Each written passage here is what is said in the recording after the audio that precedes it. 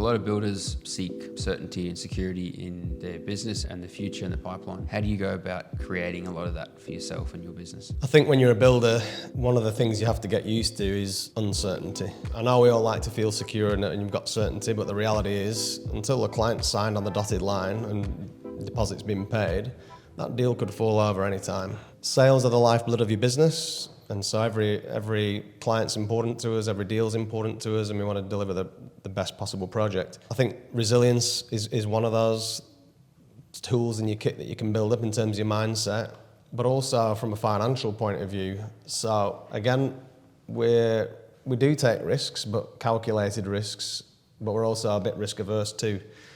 So I've talked about the fact that we've built a healthy balance sheet and a war chest. Yeah. But the other critical one, and I think this is an area that a lot of builders may not do, because just by virtue of the fact that they might have started off as a carpenter and then maybe a supervisor, and then all of a sudden they're a builder. So they're really good builders, really good on the construction side, maybe really good with clients.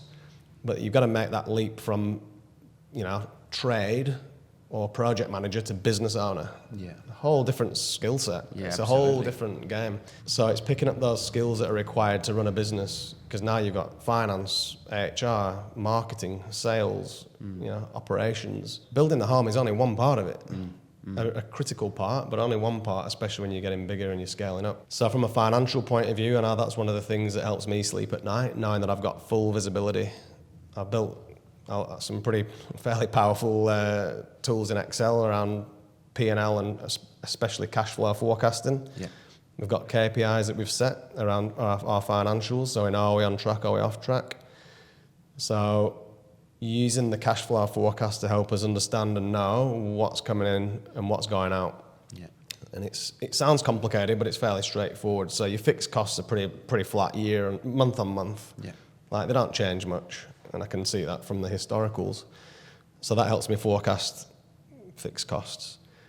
Cost of sales does tend to go up and down a little bit, but broadly I've got a reasonable grip on that, plus or minus, close enough to give me comfort. And then of course on the top line, sales, if I know I've got a 5% deposit here and a 10% base here, and I know when they're going to happen, then I can forecast that out. Yeah. So all of our guys, all of our team operate our software, construction management software. We use BuildExact. Quite a simple tool, but we find it really effective. And we've got that integrated to our financial system, Xero. Okay. Does all of our payroll, accounts payable, invoices, the whole lot. Our estimating's done in BuildExact, and all of our supervisors use BuildExact to manage the schedule. So it's like a Gantt chart, so we know exactly what's happening, when it's happening. And that's a live document, right? It's not a set and forget. Yeah. And so our supervisors keep those schedules up to date. And so every week I go into BuildExact, see what the current schedule is, and then I'll update my cash flow based on that from a top line point of view. So I always know roughly where I'm going to be in the next few months. Okay. And then as new jobs come online, I add them to the forecast. So I do that for cash flow, P&L, and then balance sheet.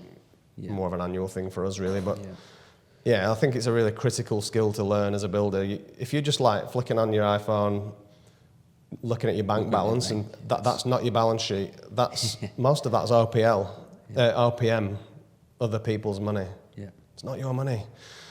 Yeah. So it's been a little bit more strategic and having that commercial lens. Yeah, not just looking at your bank balance, because that's a recipe for disaster. And in terms of discussing there, looking at the future. For you, for Chris, for Gentrify, what are you most excited about when you look at the future? Lots of things, really. I think your strategy and your goals do change over time. For us, it's like you might have a 10-year goal, but then your next 10-year goal is a little bit different. So for us, we're starting to move more into our thinking now is that we're going to start buying land and building our own houses and selling those. Some multi-res, nothing too big to start with, just start small and then build that up. And that just means that we've got free rein to design and build whatever we want, because we build beautiful homes for clients, but we're building their vision, their dream, which is great, and we still want to keep doing that. Yeah. But we also want to build some projects that are just ours, that we've designed, and that we can then put out on the market for others to enjoy as well, and then start to recycle that. Yeah.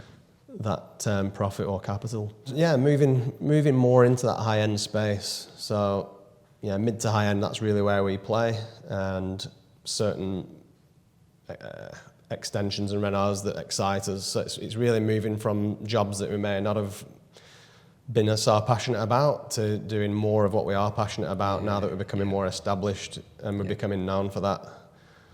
So yeah, it's really about delivering amazing projects that we're passionate about with clients that we love working with. Like, to summarise it, that's really cool. what we want to do.